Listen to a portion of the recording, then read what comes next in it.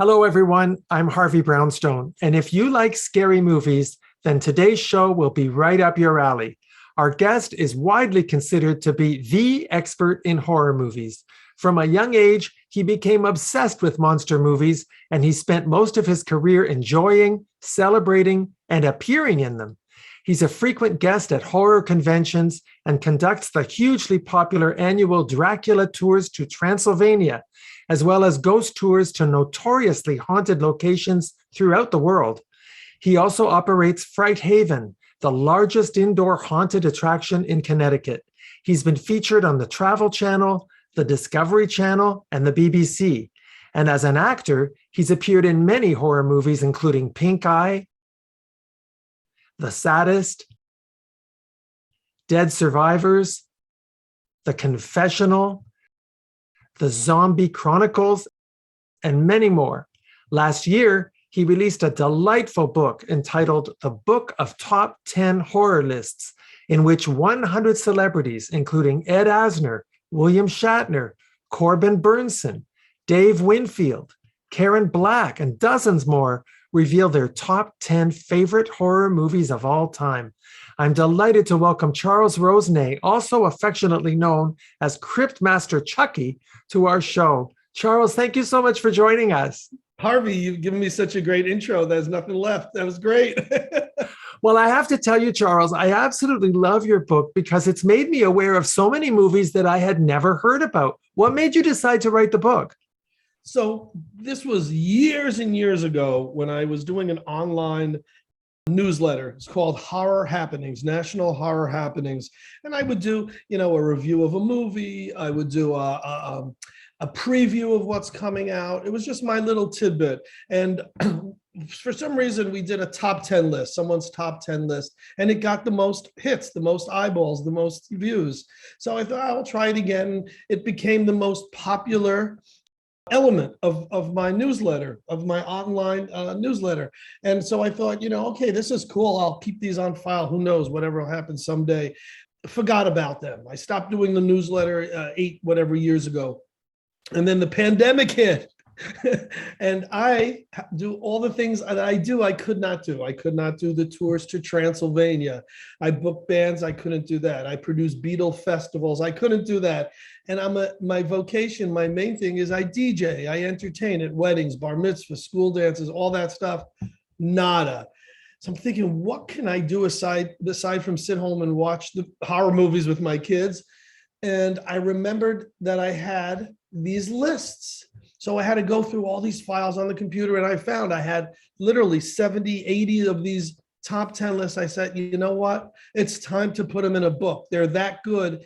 And we've lost so many of the people who gave me the list, passed away. I thought, this, for posterity, for so many reasons, let me put it together. Got on the horn. Everyone's home. I mean, no one's out gigging or acting or doing anything. I contacted about 20 more celebrities, got lists right away. Took a year to come out from the publisher. We did Bear Manor Media, who did a great job of putting it out. Bear Manor Media, giving them a plug. And then it finally came out right at the end of the pandemic, and it's done great. The reviews on Amazon, phenomenal. People who pick it up just love seeing what other famous or quasi-famous people love in horror movies. And it's not just horror movies, it's horror soundtracks, horror actors, any horror themes. And what people also are enjoying, and you probably did, is when you think of a movie you like, whatever it is, be it Night of the Living Dead or Psycho or The Mummy, you go to the back and you look at the index at the back and you say, oh, well, all these people also liked it. And you look at who liked the same movies you like. So it's a fun pop culture celebrity book that just also happens to be a horror book. So, Charles, what is it about horror movies that you love so much? It's that same thrill as going on a roller coaster. I mean, you're the anticipation, the buildup, you're going up, up, up, and then you get the scares. You say you're never going to do this again. And then when you get off it, it's like, can I go on again? I think that it's just the fun and the thrill and the hope that, there's so many crappy films. 9 out of 10, I'm going to admit 9 out of 10 of the movies I see are horrible. And not in a good way, not in a horrible way, in a horrible way. They're terrible and not terrorific. But for that one gem, that 1 out of 10, it's worth it. And even the worst of them have something that's, you leave saying, all right, that was cool. I'm a big fan of those grade Z horror movies because I've been in so many of them. You mentioned a bunch of films that probably none of your viewers have ever heard of. Granted, I've been in Flight of the Conchords on HBO and ESPN's Bronx is Burning. I've been in legitimate, real acting things too, but it's the horror stuff I'm proud of. And the worse the movie it is, the more fun it is to make. And I'm proud to be in those as well. Now, your book features so many famous people who gave you their list of favorite horror movies. In addition to the people I mentioned before, you got Ruth Buzzy, Bill Mumy, Butch Patrick, Gloria Gaynor, and so many more big names in show business. How did you get all of these people to participate? Well, I've been, on the cusp of show business for a long time. I've been producing the Beatle festivals since the 70s. In 2010, I produced something called Rock Con, which was the weekend of 100 rock stars. So right then and there, I had 100 people, to glean lists from. And I did. I took advantage of a lot of my rock star people. But, there was some that I thought, wow, this is just a cool pop. I grew up watching Laugh-In. I would love to get Ruth Buzzy's list. Happened to get the email for her husband, wrote to him. He said she'd love to do it, gave us a nice list. Some were by email, some were by phone, some were people who already gave me a list and said, hey, don't you want one from such and such? And it really was a nice snowball effect. I'm doing a sequel to it, Bride of the Book of Top 10 Horror Lists. And I'm also doing the Book of Top 10 Beatle Lists, where celebrities are going to give me their favorite Beatle list. And it's not as easy coming as it was the first time around. Because the first time around, heck, I was 12 years of doing it. Now I'm trying to get them, as I asked for it. And I forgot that some of the people who came through took years. Boris Karloff's daughter, Sarah, who's a beautiful, lovely lady. And I'd asked her for a list. And, she said, Charles, I don't like horror movies. I don't even watch my dad's monster movies. It took a while, but she gave me the list of top 10 things that scare her. And number 10, Harvey, was doing this list. Well, I think it's really cool that you got a lot of rock stars to give you their lists. You got Gary Puckett from Gary Puckett and the Union Gap, Phil Volk of Paul Revere and the Raiders, right. John Sebastian of the Lovin' Spoonful, Little Anthony from Little Anthony and the Imperials, yeah. And Mickey Dolenz from the Monkees. Yeah. Were you surprised that a lot of rock stars are fans of scary movies? No, not at all. And it really, what surprised me was how literate they were and how good their lists were. You mentioned Mickey Dolenz from the Monkees, and his list skewed towards the 1950s sci-fi black and white, thrillers. And I loved seeing that. Dave Winfield was all over the place. Pete Best, the Beatles' first drummer, gave a great list. What surprised me was that, if someone was of a certain age, it didn't mean that they only gave me and we're looking at the top of the book, you see, the Universal classic monsters and Frankenstein and Dracula and the Wolfman, but it wasn't just giving those. Some of them said, well, yeah, on my list is The Quiet Place or The Shining or, one of the more modern ones. So that was more surprising than seeing that the rock stars knew their horror well, was seeing how well they knew it.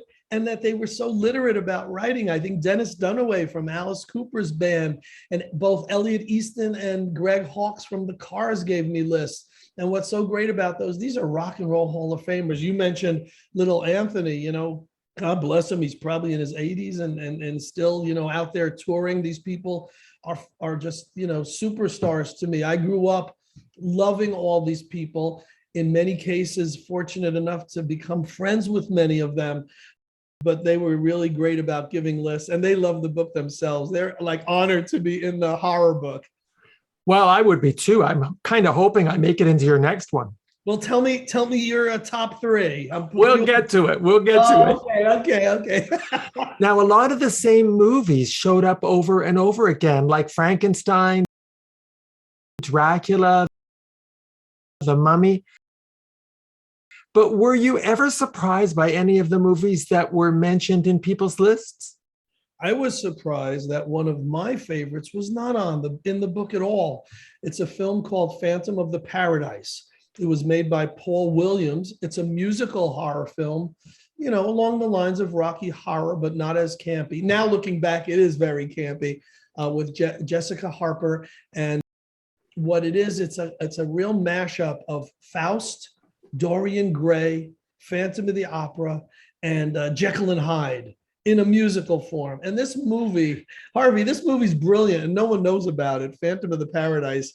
It did not make the book. It did not make one person's list. So I was more surprised at the ones that didn't make it than the ones that made it. You expect Frankenstein and Dracula, The Exorcist, Psycho. There's ones that right off the top of your head, these are going to be in people's lists.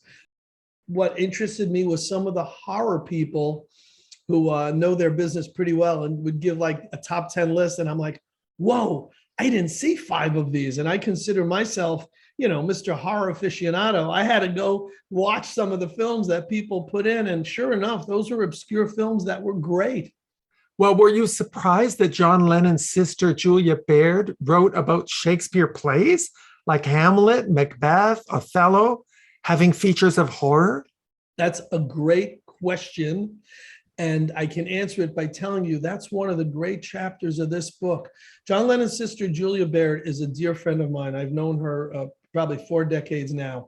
And I see her every summer. We do Beatle tours to Liverpool along with the Dracula Tours. So we see her every single year. And I hit her up. I said, Julia, I want you in my book. I've got Pete Best. I've got about, 7 or 8 Beatle related chapters.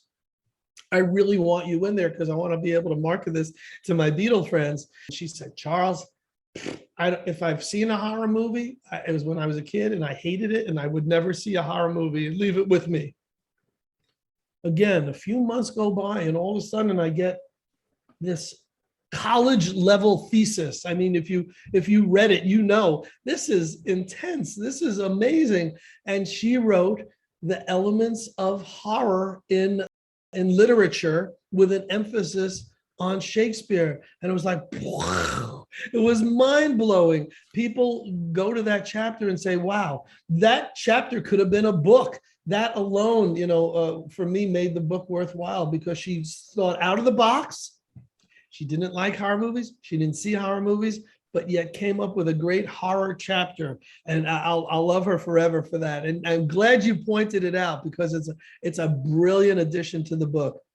Yeah, it really is. Another thing, Charles, I was very surprised that so many people mentioned The Wizard of Oz because I never considered that to be a horror movie. Did you?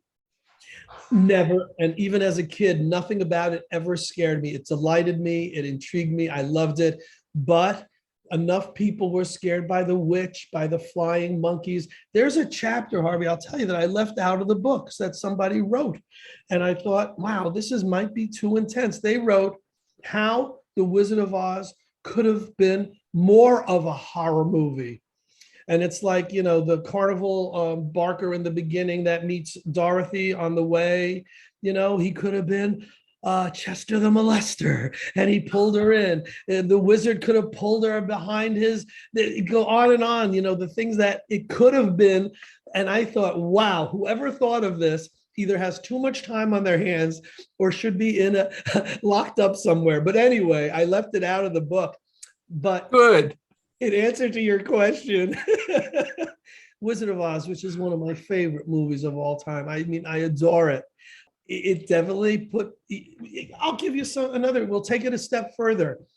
When I do library signings and I sign the book, people will look at the cover and say, King Kong, really? That's a horror movie? And then I'll say, well, was Jaws a horror movie? And they'll say, yeah. I go, well, did Jaws scare you in the theater? Yeah. Well, King Kong scared audiences in the theater in the 30s when that was giant gorilla was on stage and broke loose. People were running out of the theater. They were petrified. So anything that scares you that's on celluloid, yeah, that's considered a horror movie. So apparently people were scared of Wizard of Oz because enough people listed that in their lists. Now, you've included your list of favorite movies that you've been in. Yeah. But unless I missed something, I couldn't find your list of favorite movies that you have not been in. So can you tell us a few of your favorite mainstream horror movies? So I was saving from my next book my top 10 list. I did not put it in there to see who would say, hey, Charles, you put just what you said. You put in your top 10 favorite roles, but you didn't put in your top 10 favorite horror movies. I kind of did that on purpose for two reasons. One, to have something to save if I did a sequel. And two, I didn't want someone to say, oh, well, your favorite is The Exorcist, therefore you made sure that The Exorcist was everyone else's. People think weirdly. And I didn't want that to be, possibly an element or a factor of people reading the book, picking it up. And if you notice towards the back, there is the top 10 list. I culled all of the celebrities' top 10s and actually deciphered and figured out which ones got the most votes, which ones were selected the most. And, I don't mind giving it away because if someone is interested in the book, they're going to get the book no matter what. But the top 10 is The Exorcist, Psycho, Shining, and then some of the classics, Frankenstein, Dracula, Jaws, Night of the Living Dead, Alien, Rosemary's Baby, and The Wolfman. And most of those got anywhere from, 20, 30, 40 votes. And that's a lot, considering that there was 100 different celebrities giving their top 10 lists. Well, then I know that you're going to leave your list for the sequel, and we will have you back for sure when that book comes out. But I would like to ask you, yes, do you have a favorite film actor or actress? My favorite, I think an underrated horror genre actor who's got props for doing everything else in the world is Anthony Hopkins. I think that he is just heads and tails. You put him in any role and he will be not just this guy, Hannibal Lecter, but every possible sinister person that he could be. I love him. Dating back, it was I couldn't pick. It was Boris, it was Bella, it was Lon Chaney, it was Christopher Lee. I mean, they were just, they made up my childhood. I mean, I love them. It's just like saying, do you like John Paul, George, or Ringo? I loved all the Beatles. I loved all these horror people. And do I have a favorite horror movie? Yeah, I do. And I'll admit, and I won't save it for next time because we'll have so much more to talk about next time. It's The Exorcist. I think that was the one that made such a difference and, brought horror to another level, still as scary as it was. And if you were around when it came out, I mean, I was still a kid. I think I saw it in the theater, but I did remember reading the book and it changed me. I loved reading from that point on. And the movie, as great as it was still not as great as the book. And I think it was, and it's, having said that, it's the greatest horror movie of all time and saying that I love the book more, that even elevates that to another level. But what I will say is that at the time, even watching on the news, that people were fainting, that the lines, the lines around the theater to see it were just beyond belief. This was a revelation at the time. People were throwing up in the theater and people were fainting. What happened? That doesn't happen anymore. Well, I can tell you, because I'm older than you, and I remember when The Exorcist came out, and people were so desperate to see it. People from my generation, we were not old enough because the movie had an age limit. Oh. And we all had to get fake ID so that we could get into the theater to see it. We were that desperate to see The Exorcist. Wow. And was it as strong a film for at the time? Oh, absolutely. But yeah. I would like to give you my list of favorite scary movies. Yes, I've been waiting to hear it, please. Okay, here goes.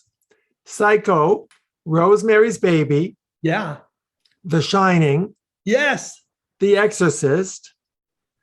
Dr. Jekyll and Mr. Hyde. With Frederick March? Yeah. Yes. Wait Until Dark. We'll talk about that in a second. Go ahead. The Silence of the Lambs. Brilliant. Whatever Happened to Baby Jane. Love it. The Birds, I just rewatched it with my kids a few days ago. The Amityville Horror, Mhm. Poltergeist, Jaws, Yes. and Sorry, Wrong Number.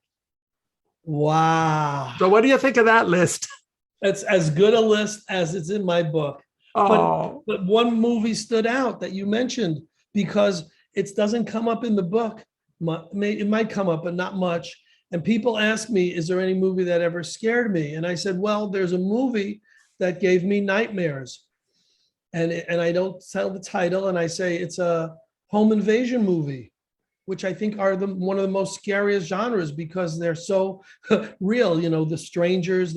And then there was one beautiful lady who happened to be blind, played by Audrey Hepburn, with a sadistic drug killer, played out of stereotype by Alan Arkin.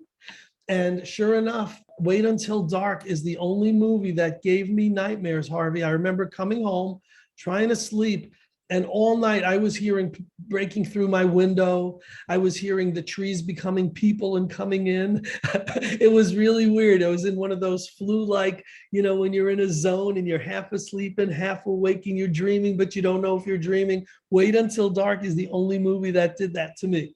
So there you go. We have that in common.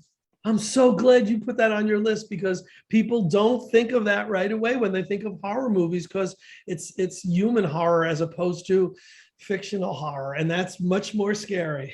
Well, so now maybe I have a chance of getting into your next book. Yes. Now I want to ask you about Charles Rosenay, the actor. Yeah. I've already mentioned some of the horror movies you've been in, but you also played Elton John in HBO's musical comedy series Flight of the Conchords. Yeah. And you had a recurring role as the bumbling dad in Winners, which is a raunchy comedy web series. Yeah. And you were directed by Martin Scorsese in Shine a Light. Can you tell us about that experience? Well, Shine a Light, I was an extra. It was filmed at the Beacon Theater. The Rolling Stones had finished their tour that year, and no one thought the Stones would tour again, not realizing that they're zombies and they're going to go on forever. Nobody realized it at the time. So Scorsese wanted to capture it all. I'll tell you my best memory. First of all, I get to put a bathrobe on Ron Wood at the end, which is really exciting. And I turn it and I do it just so you can see me on the camera. And so when we saw it in the theaters, it had a limited run. I was with a bunch of friends, and our row all stood up and gave me a standing ovation, which was a really great feeling to see myself on a big screen. And actually, yes, that was me. You got me for that split second.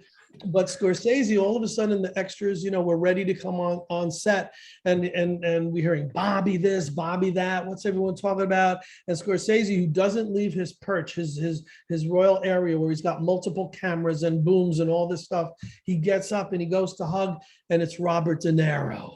And he goes and hugs him, and De Niro's like, "Hey guys, have a great shoot, blah blah blah." So that was the great experience of Shine a Light. The fun part of the HBO Flight of the Conchords now, and shame on me, I didn't have HBO at the time. And I get a call, Harvey, and someone had seen my resume, and my resume says, can imitate this one, can do Travolta, can do Billy Joel, can do Paul McCartney. And I get a call, can you do Elton John? And I learned early in life that the answer to everything is what? Of course, yes. I do Elton John all the time. At which point I hung up and started playing Elton John records and looking at pictures and see how I could look like him. Came to the set, they put the hat on me, they gave me a wig. Everything was perfect except one thing. For some reason, my mouth didn't feel right. So I was doing this. I was trying to make my face, and one makeup person said, "You're going to be shooting in an hour. Yeah, come, I need to get you." Okay. And she took an eyebrow pencil and put a line between my teeth, which spaced my teeth as it appeared to be. It didn't really, it was a visual effect. And I really became an Elton John lookalike with that. Now, mind you, there were two Eltons in that show. There was myself and the famous comic actor, Patton Oswalt, who I didn't know at the time. And he's since gone on to great things. We were the competing Eltons. So it was a tribute show. As part of this show, he was the main Elton. I was his adversary. He hated that there was a second Elton, and all I did was chase him around the whole show. Now, mind you, Art Garfunkel was in the episode. all these other, there was a President Obama lookalike. It was hysterical. It's one of my, I'm really proud of that show. And I did a great job in the limited space time I had. I wish more of what I did made, you always, if you're an extra or you have a small role, you always wish there was more of what you did on the screen, but I get it. It's episode, I think 7 of season 2 called Prime Minister. And the other thing that I'm really proud of, where is an example of where I did a lot of shooting, but I felt just enough made it, was a recent horror movie called Night at the Eagle Inn. And I play this cross-dressing debutante and really whacked out, but I didn't know how it was gonna appear in the film. I didn't know. Well, what happens is Eagle Inn is this haunted hotel where you check in, but you really never check out. And the gal who checks in with her brother is, as she goes through the rooms, I'm the first in the first room on a monitor. And I'm like warning her, and you'll never get out, my dad. I was channeling every witch I ever knew. I was channeling whatever happened to, tell me again, Betty Davis and Whatever happened to Baby Jane? Thank you. I was channeling every possible actor, actress, everyone I could think of for that.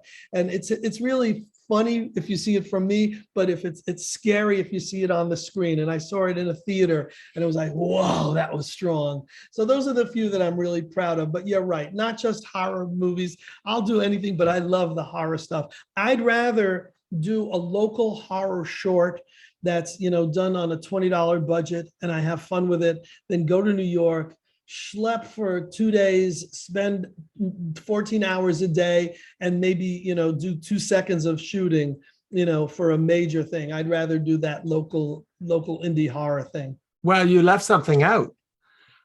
I want to mention that you won a Best Supporting Actor Film Festival Award for your portrayal of the Grim Reaper with a Yiddish accent in a film called Kavetch. That must have been a lot of fun. That was a lot of fun. And the director, Austin Case, who's gone on to great things, was nice enough to give me a little leeway. The lead actor spoke Yiddish really well.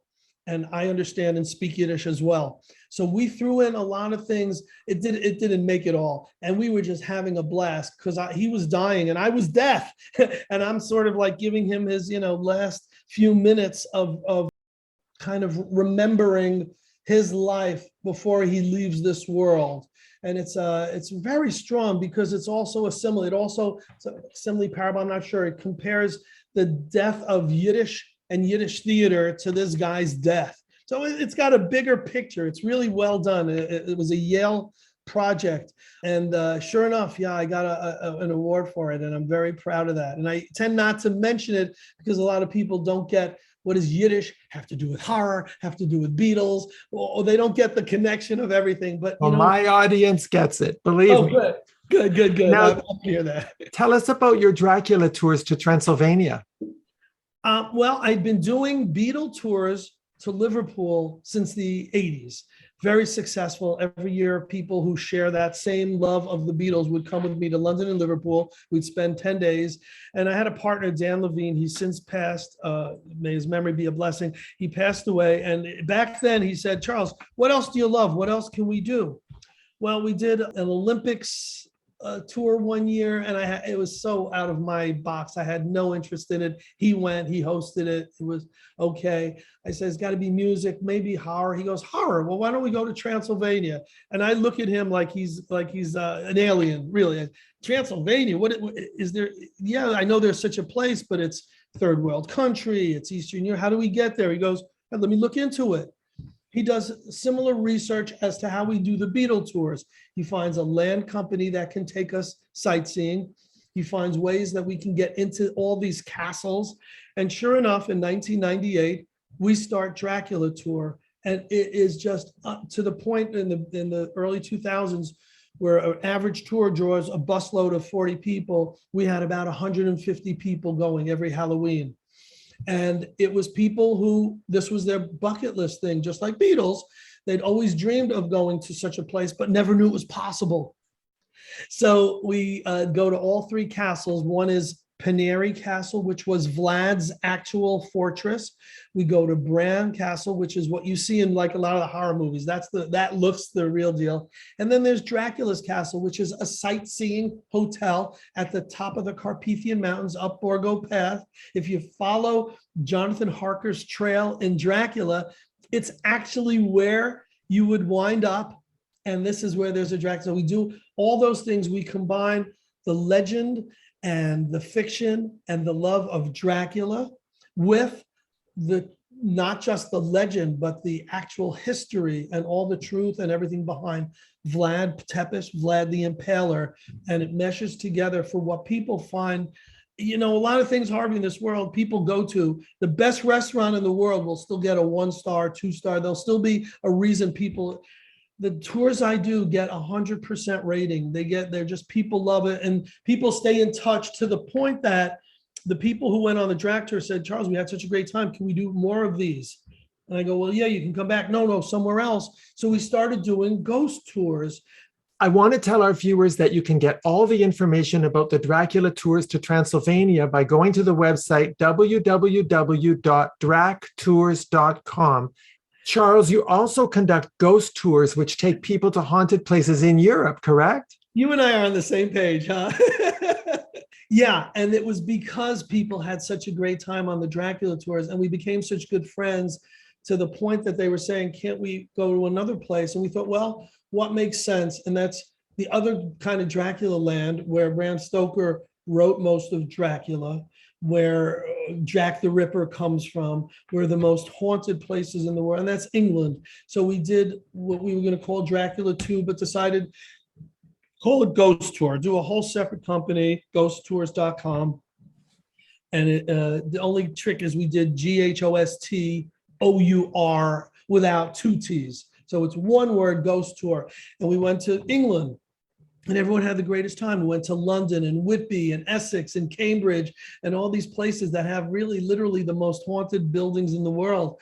And we had great hosts with us, not just me hosting, but tour guides who know this. Like, you know, Richard Felix is co-host for many years of the show Most Haunted on British television.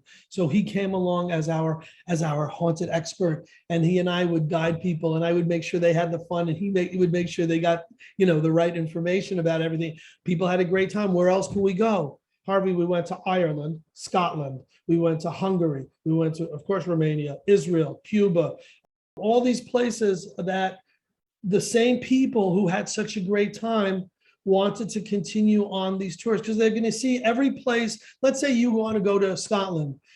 Okay, there's a handful of places that you have to go to in Scotland. We go to those places, but in addition, we go to the haunted places. And it's not like a senior citizens tour that starts at 9 in the morning after breakfast, and then dinner's at 6, and then it's finished. That's when we then do our night parties. We do our ghost walks through the city. We find haunted or gothic clubs, and we go to parties. So it's literally from 9 to midnight, and then, you know, people sleep really well, and then the next day we're out again. Let them sleep when they get home. We give them nonstop fun.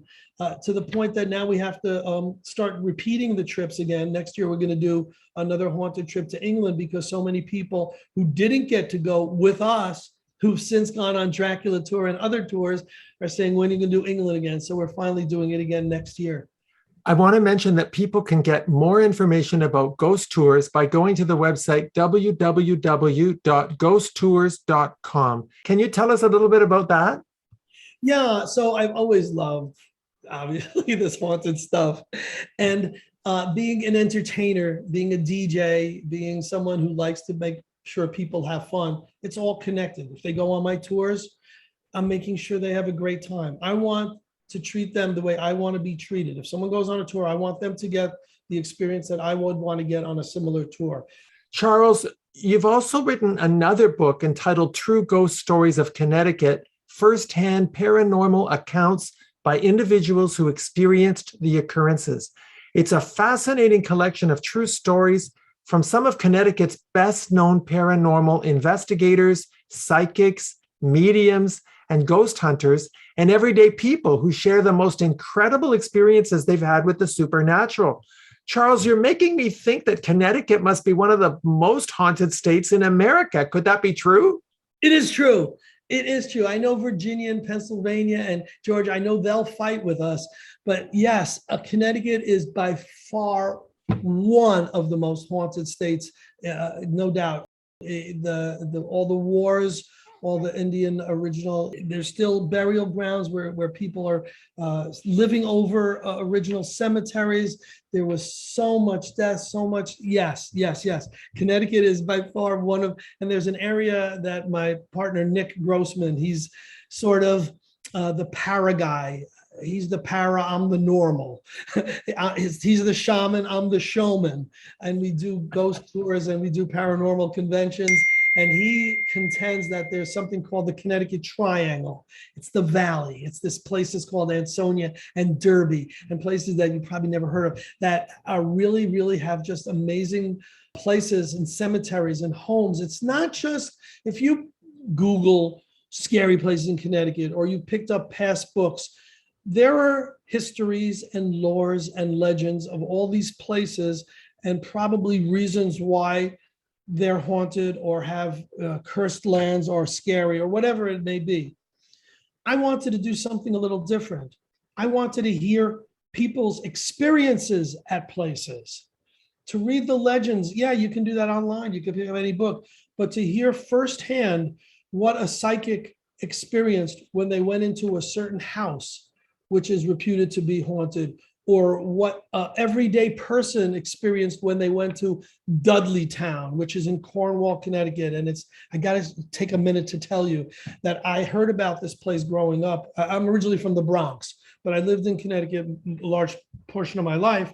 And I always heard about Dudleytown. And I thought, Dudleytown, what is it, Dudley Do-Right? It sounded funny to me. It didn't sound scary until I heard that it was a cursed land, until I heard that only occultists would sneak into there because it's closed off to the public.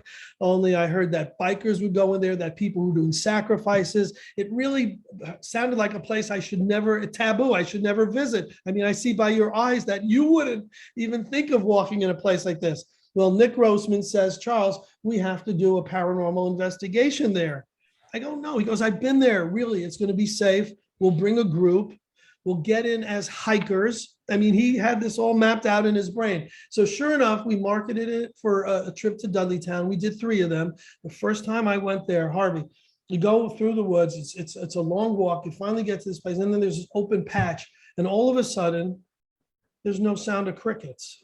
There's no birds. There's no light. It's just like, it's like that. You don't hear anything. And it's an awkward, strange feeling. And people who are more attuned, let's say, to the supernatural, who are more conduits to the paranormal, one gal saw a shadow figure, and she goes, everyone saw that, right? And she describes it. And then when she finishes describing it, she realizes that only she saw it. She says, you saw it. It was like the black pants and a black cowl, and it was across that way. It would look, and as she's saying it to us, there's no across the way. There was no one who could have been there, and none of us are excited. So she saw something.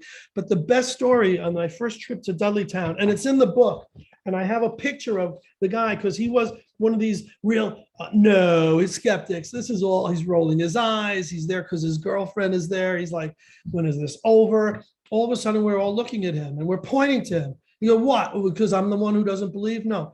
His hair is being pulled straight up in the air, like by a force for no reason. I'm thinking, is this a magnetic force in the center of Connecticut? I can't even scientifically give a reason. His hair was being pulled up, Harvey, straight up in the air. People took pictures. I have a picture in the book. I saw it with my own eyes.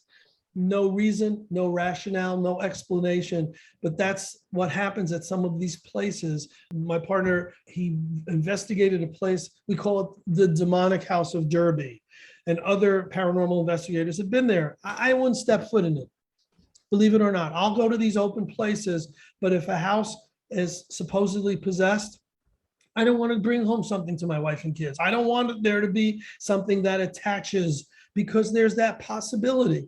And of course, it could be cleansed, it could be removed, but why dabble? I think that if something, is going to make its way out of where it is, let it do it with me not there. Anyway, Nick brought a group, and he's talking to the people. He's saying, if you're here, please make yourself known. They ignore him. As he's walking away, a metallic ball gets thrown at him from a door. Nobody was there. Everyone is in shock. So these are the type of things that happen on these paranormal investigations. And those are the type of things I wanted to put into my book, True Ghost Stories of Connecticut. And the impetus for it was Nick and I produced Connecticut's first paranormal convention last summer. And I hope I'm not beating you to another question. But anyway, it was very successful. And I thought, wow, I thought there'd be a few hundred people here, and there was 1,500 people. People love this paranormal stuff. And Yeah. I began to love it too. So I thought, if I know all these paranormal people now, there's a community, I'll ask them for their best stories. I could have done a 500-page book. I did a first volume, brought it last weekend to my second paranormal convention, which we had, Paracon 2, brought 500 copies. I only have 11 left, so I have to reprint. People love the book. They love the convention. They love the paranormal. And it's like a whole new kind of career here, because it's just wide open. We're doing a Salem paranormal convention in November, salemparacon.org. And it's November. Amazing. I don't know where you get all the energy, but I don't know where I get the energy. I'm loving it though. well, Charles, no interview with you would be complete without mentioning that you're a lifelong Beatles aficionado. Since you were a high school student in 1978, you've presented Beatles conventions and festivals across the US. And for 25 years, you published a Beatles magazine called Good Day Sunshine. And for many years, you've organized and hosted the annual Beatles fan tours to Liverpool. So the obvious question is, will you ever write a book about your connection to the Beatles? People have been asking me that since day one, and they were shocked that I put out a horror book as my first book. They said, when's the Beatles book? When's the book about your DJ experiences? When's your life encounters book? And I thought, you mentioned, what did I publish for 25 years? A magazine on the Beatles called Good Day Sunshine. Harvey, that's like putting out 6 books a year for 25 years. The magazines were like 80 pages, 100 pages. I thought I would never do a book. I thought I was booked out by doing that magazine. And I said, no, that's it. I'm never doing a book. I love the process. I'm reinvigorated by doing these books. And I love the horror book and the paranormal book. So the shoot off is going to be the book of top 10 Beatle lists, where 100 celebrities give me their favorite Beatle lists. But I don't think I'm ever going to do my Beatles book of experiences and all that. I think it was covered in all those issues of Good Day Sunshine, and I take care of it in all the interviews I do. Well, there is a strong connection to the Beatles in your book of top 10 horror list, because you've got entries from a number of people who were connected to the Beatles. You've got John Lennon's sister, Julia Baird, yes. Angie McCartney, who married Paul McCartney's father, right? Right. So I will be very anxious to get you back on our show then to do volume 2 of the horror list book and your Beatle list book. Yeah. I want to tell our viewers that the book of top 10 horror lists has been published in hardcover and softcover, and it's available on Amazon and from the book's website, www.bookoftop10horrorlists.com. Well, Charles, I'm really glad you published this book, because now everybody can discover a whole bunch of movies that they didn't know about. Thank you so much for writing the book and for taking the time to come on our show. Thank you for having me on the show. I love that you were so well prepared, and I love that you asked all the right questions for me to answer, because I'm doing a lot of interviews. I'll be honest.